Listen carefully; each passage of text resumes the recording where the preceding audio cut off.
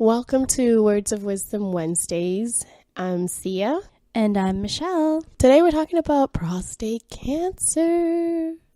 Dun, dun, dun, dun, dun, dun, dun, dun. Okay, prostate cancer, because we care about our men.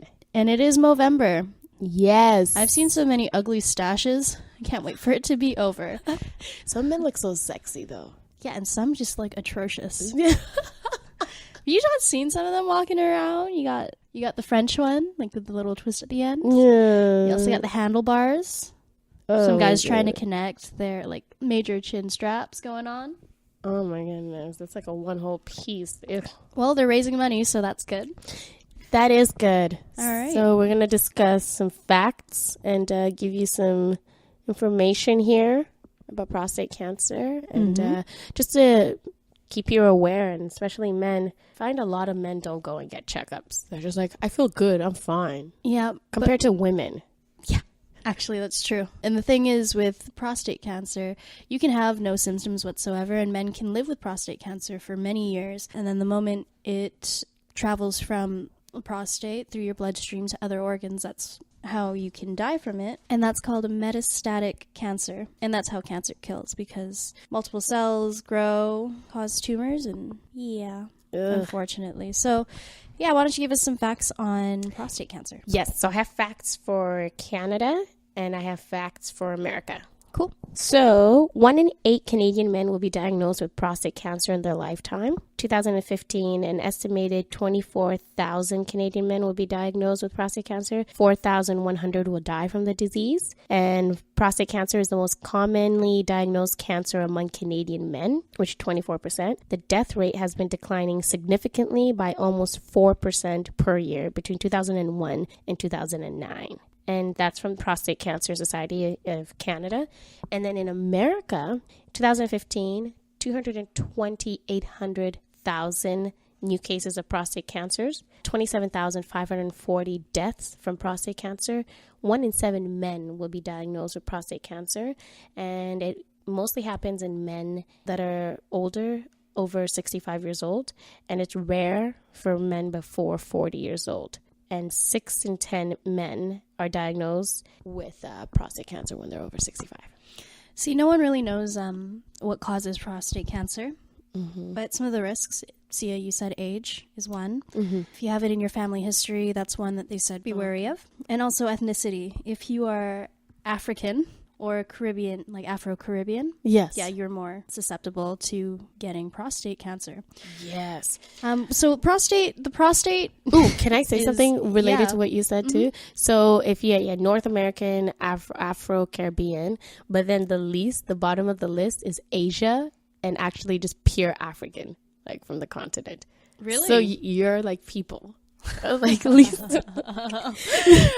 Well, it's good to know. But then again, there's not a lot of, what's the word I'm looking for? They don't have that technology that North America has to determine the amount whether of men, or not, right? Yeah, they don't know. So it's like right now they're the lowest, but who knows? They might be dying not because of poverty, but because of prostate cancer. Be careful of that. Right. Anyway, so when we've talked to other people about prostate cancer, we asked them like where is it, and honestly I thought it had something to do with like the anus. Me too. Or bowels. I thought it was straight like bum cancer. Yeah. I'm pretty sure you asked me, you're like, oh, it's not the bum, is it like the testicles? Is it Yeah, it's not testicular cancer either. No, I was like, yeah, we're gonna talk about ball cancer. Yeah. So the prostate is located under your bladder and just above your anus. Yes. I was looking at a generous picture of that. When I say that out loud, it sounds really funny. This is why we're not doctors. What the prostate actually does, though, it adds nutrients and fluid to sperm. And the cell growth in the prostate is caused mainly by testosterone in the testicles. And also the size of the prostate changes with age. I didn't know that. Yeah, it grows rapidly during puberty, fueled by the rise in male hormones and in the body, and then such as testosterone and dihydrotestosterone, which is DHT. Oh, yeah, so it like changes through your life. Okay, so we talked about risks, ways to help lower your chances, men out there. Healthy diet. Yes. exercise. And actually, if you are going through chemo, yoga may be beneficial. They've done studies to help alleviate some of these symptoms from chemo. Oh, okay. For men with prostate cancer. With prostate. Yep. But of course, I always believe that people get cancer, period, is just the food. Because like we talked about in our previous health episode this month, we talked about chemicals being in everything we eat. And the air and in everything. the air. Yeah. And even microwaving your food, you know, it actually changes the actual atoms in the compounds in your food, and it mutates them. Mm-hmm. So it's best not to use your microwave. I try to warm up everything stovetop or in the oven. That's what I'm doing now. Same with my parents. My parents do not use the microwave, and it's just, and you don't really find a lot of microwaves in third world countries, right? Yeah. But because cancer, we've looked back in history, and did we find cancer like way back in the day? Like it's not to this amount of people, no. With that, so it's just what we've done to our society and the world, and what we've put in chemical wise. Our body is just changing to it and fighting it, and then pretty soon, with all these medication that you're going through and chemo and all that stuff, it eventually, wouldn't it just be susceptible? Susceptible? Yeah, susceptible to it. Why am I saying that word? Susceptible? Oh, God, now I can't say it. Susceptible. You know what I mean? Yes. Right, that, because like I was reading possible treatments, and like you said, chemo, radiation therapy, which is hormone therapy, surgery to remove your prostate, freezing the prostate tissue, biological therapy. So it's like there's all these therapies, but when the body just get heal itself over time, or like get immune to it, yeah. You know? No, and also the thing with chemotherapy is it doesn't actually cure cancer. It potentially can stop the growth of tumors, which spreads the cancer, but it doesn't actually cure it. And at the same time, you're basically putting radiation into your body. You're poisoning your body at the same time, so you come out a lot weaker, and you are susceptible to different illnesses, like a cold or a fever could kill you if you are a chemo patient. Yeah, it's pretty bad. So my dad is like 68. I think he's like really old. Anyways. All right. Yeah. And I was reading some of the symptoms of prostate. Oh, okay. And seriously, I think my dad might have prostate cancer. Oh no. And the only reason I say this is because, Dad, you have, oh God, this is so nasty. You're going to totally embarrass him on the air. Okay, on the internet. Here we go. You have problem passing urine, including a slow or weak urinary stream, or the need to urinate more frequently. But no, he has trouble because he says that. He's never told me he's had blood in the urine, but that's another one. He has trouble getting an erection. I would not know about that because my dad hasn't told me. Oh my gosh. And then, but pain in the hips, he's always complaining about his hips, his back, the spine, and then the chest, the ribs. He's always complaining about that, like always. And other areas from cancer that has spread to the bones. And shoot, I hope he doesn't, because that probably means that the cancer spread to his bones. But I'm just saying, like, it's like always hurting all the time. But he's gotten checked. I don't know if he's gotten checked for prostate cancer. I think I might bring that up when I go home for Christmas. You should. It's really simple too. Men usually think that to check for prostate cancer you have to do a physical, which is called a DRE test, Dr. Dre test. I'm just kidding. It's called a digital rectal exam. It's a physical exam where the doctor actually puts a finger in your bum and feels it for any like bumps or hardness or anything. But you can actually get a PSA test, which is a prostate specific antigen test. PSA is a protein that is in the blood, and it's often at a very low level, but if it's at a higher level, then it may indicate prostate cancer. So if you're getting checked up, just doing your regular body checkup, and you get a blood test done, just say that you also want to get checked for prostate cancer, and they can check the proteins out in your blood. So yeah, you don't have to get a physical if you're nervous about that, men, but you should really look into it. Yeah, and I mean, we need to encourage our young youth, and also, I mean, our dads and grandfathers, because men usually don't really go to the doctors. Like they don't. They're just like, I feel great. I'm fine. I'm fine. Like even the simplest thing to go even check for an STD or anything like that. Like just it takes 2 seconds out of your life to go and do that and deal with the embarrassment or pain rather than having to find out that you're like a Charlie Sheen and have HIV later on or something like that. You know what I mean? Like prostate cancer isn't as deadly as, let's say, like brain cancer or anything like that, but it is still pretty serious. It's a second leading like cause of cancer, but I'm saying it's not like you get it and then you start to feel the pain right away. Like sometimes you can go years without knowing that you have it until it starts to spread, like I said earlier. Yeah, so that's why men, you should just take 2 seconds to check it out. Yeah, it takes more than 2 seconds, but yes, take the time to check it out. She just is really enthusiastic about you making sure you're on top of your health. So am I. I'm just going to lie to you and say it takes 2 seconds. Those 2 seconds could lead, a couple hours waiting. Yeah, and what's the funny thing, too, is that everyone's like, oh, cancer, and it's everywhere, like in propaganda and like with whatever, you have a bunch of different charities. You get it from the light. You get it from eating it from a spoon. No, I'm saying like different like it's everywhere, and people don't really realize how serious it is. They're like, oh yeah, we're raising money to cure cancer. You can cure certain kinds of cancers. It's fine. Like when you actually get cancer, it is the worst disease, I think, in my opinion. Yeah. And to put your family and friends through that and just, no, I would not want that on anyone. Mm-hmm. It is, the saddest thing I've ever seen. Mm-hmm. Yeah. It's terrible. But now that we're talking about charities, though, to help raise money and cure cancer, of course, Movember is going on. It's November, but everyone's stashing up. Yeah, so Movember Foundation the most stashes in Canada and America. There's the National Cancer Institute. There's the Prostate Cancer Foundation, actually. Mm-hmm. So prostate. And then there's the Cancer Society of America. Yep. Does Canada have a cancer society? They should, right? I think we do. The thing with Movember, though, I have a little storyline on Movember. Ooh.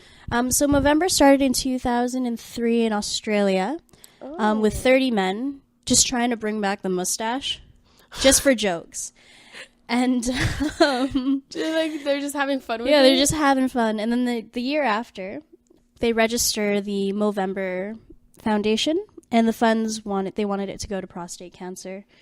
In Australia, and they raised $54,000 and had 480 people involved. Now, over time, other countries like United States, Canada, the UK, Australia, New Zealand, Ireland, and eventually a bunch of different Asian countries and stuff as well joined in. And as of last year, they raised in 2014, over 4 million people are involved, with 21 different countries. They raised over $685 million, but that's Australian dollars. Oh. It's still a lot. It's still a lot. Yeah.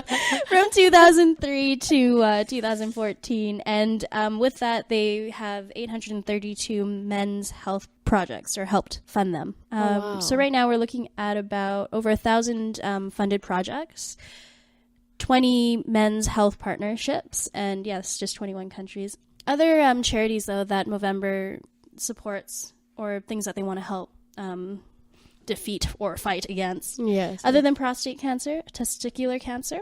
Nice. Poor mental health in Australia. They are trying to, get people more physical. They want to fight against physical inactivity because that's one of the major things that are happening in Western worlds or, just Western kind of society. Mm-hmm. And it's killing people. It really is. If you're lazy, it kills you. God, it does. So you got to go out there and exercise and be great. And they say even a half an hour a day, or just a walk, or just half an hour a day is usually what it takes for that, right? And it's also diet too. But I wish women came up with that. I wish there was I'm just finding excuses to grow hair, like armpit hair month or something like that. It's God. That is towards breast cancer, grow your hair month. Yeah, but no, I love the idea of these men just doing something as a joke, like getting drunk one night, coming up with this idea, and then having it cause such a stir that the next year you have 480 people doing it and you raise over $50,000 to help a charity. Yeah. A small idea like that, which happened, 12 years ago? now is like one of the major, biggest like international charities. Athletes are doing it. It's like everyone looks forward to that. Yeah. They talk about it in interviews. Like it's just like it's very good. It is really great. Yeah. So yeah, cancer sucks. It does. It really, really does. Also, if you are Asian, of Asian descent, Oriental Asian, Southeastern Asian descent, you're living in North America, we are more prone, I'm Filipino, but we are more prone to breast cancer because of the diet, because our bodies are not used to the kind of diet here. I'm born and raised here, but my body is still Filipino. So just watch that and watch what you eat. I'm sure it's like that too with people from the continent of Africa. Like maybe not breast, but maybe something else for sure, because our diet changes completely. But I'm just happy my mom still kept the food and she made it the way that you make it back home. Yes, it's going to taste different because the trees are going to be slightly, but this food is like shipped in from those continents. Oh, wow, that's like, good. Yeah, so like when I go home, I strictly eat that, and I feel a change in my body. You just feel it better. Yeah, right? I'm just like, and I'm just active and I'm alive, awake, and then here I'm eating white people food. You eat pasta and you're like, you eat like a clam chowder, you're like, right? So tired. So tired. But yeah, no, this is just, this is our little take on Movember. Yep. And it's the last Wednesday of November, so we thought it'd be good to do this. And we have some exciting shows coming up for December. So. Oh, we do. We also want to talk about that. But yeah, if you do want to donate to a charity, just go to movember.ca or .com. You can go and donate to them. I personally like donating to them specifically because they don't just do prostate cancer. It's mental health and other cancers. Other cancers and whatnot. So, and if you know someone out there, grandfather, father, just, share the concern that you have and take them with you to the hospital to just get a quick checkup. Blood test. That's all it takes. Yes. Just do a full-on physical. Yeah, you don't have to do it every day. Just like once a year. That's all you really need. Once a year. So let's take care of ourselves, men. Yeah, because health is something... It's really funny. Okay, it's kind of a joke. It's like you work all your life to make money, and then when you're old, you use all that money to try to stay alive in your health because you don't care about your physical health when you're young. You're like, I gotta work. I'm going to eat this junk food so I can make money and then do whatever. And that's what everyone's always telling kids. You like, can't buy you your gotta health. work You now. try to buy it back. Yes. So it's just take care of yourself when you're young and then... Enjoy it. Yeah, in the future, you'll be fine. I mean, my grandma takes Zumba now, and she's 75. It's her birthday last week. Happy birthday, Gran! But yeah, now she's doing Zumba. And, like, I remember as a kid, really, really young kid, she'd take vitamins, like vitamin C, vitamin D. Like, she had all her different vitamin pills. And she's very active. 75-year-old little Asian woman. So she dances. She's like, yeah, Michelle, I had Zumba today. And then she dances around. She shows me her Zumba moves. Adorable.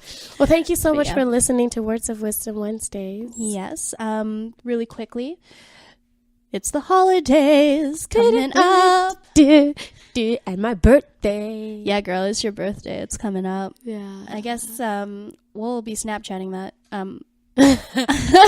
My Snapchat is whisked away 604. Or no, I think it's just whisked away. Girl, you better get that right before you advertise it. Okay. What's your Snapchat, Sia? I don't really use Snapchat, so you guys can catch me on Instagram at Sia&Lata, SIALATA. You can also catch us at Wow Wednesdays with a 0 on Instagram and Twitter. And on Facebook, it's just Words of Wisdom Wednesdays. Yep. My Snapchat is whisked away. No 604, just whisked away. My personal Instagram is Sia&Michelle. On our Instagram page, on our Wow Wednesday page, you'll be able to see it. It's on top in the link if you want to see what we're up to individually. But yeah, for Sia's birthday, we'll probably be Snapchatting the F out of that. Yay, if you want to see what's going on. See us get fat. Oh my gosh. But yes, for the holiday season, we'll be talking about multiple charities. We're also going to be talking about just holidays and like general. in general, so like how society views that, and we might, we'll have a guest on there too. I'm really excited about this guest too, Yeah. but we're not going to say anything about it. Let's not say anything about it. We'll also be talking about religious holidays because they're different religious holidays there, but we will be talking about the Hallmark holiday, the whole thing, the whole shebang, and the New Year. Mm-hmm. So stay tuned and share our podcast with your friends and family. Yep. Yeah, do that. Tell everyone about us. And tell them that the thing that peeves our pussy. Yes. Yes, what peeves my pussy... what peeves my pussy is false advertising in fast food and people believing it. Yeah. Like 100% beef or no hormones. Frozen. Or like frozen. Not frozen. Yeah. Or Fresh, whatever. never frozen. Like, it just really makes me mad because these like multi-million-dollar companies are making money off making people sick. Yeah. And they're technically not false advertising because it is the company, the company's name. But they found a great area to slide that through. Yeah, fucking slithery snakes. Fuck, piss me off, man. It does peeve my pussy too, but you know what? And it can cause you cancer. You know what I'm thinking now? I think every time I eat like McDonald's or A&W or Wendy's, anything you're helping fast food, aid the. Oh no, I'm like cancerous that's disease. like one day, 1 week out of my life. That's what I think. That's how I stopped myself from eating that stuff. I think of it like that because that's kind of what it is. I only do it if I have to. Like if I have to. Oh, I hate myself when I'm drunk because it's just like I need to eat greasy food when actually in reality grease and alcohol do not mix very well. They'll actually make you feel sick. So you need to eat like good starches like Pasta. potatoes and pasta and stuff versus like greasy burger and fries. Yeah, no. I'm more of a taco girl. Taco. Tacos.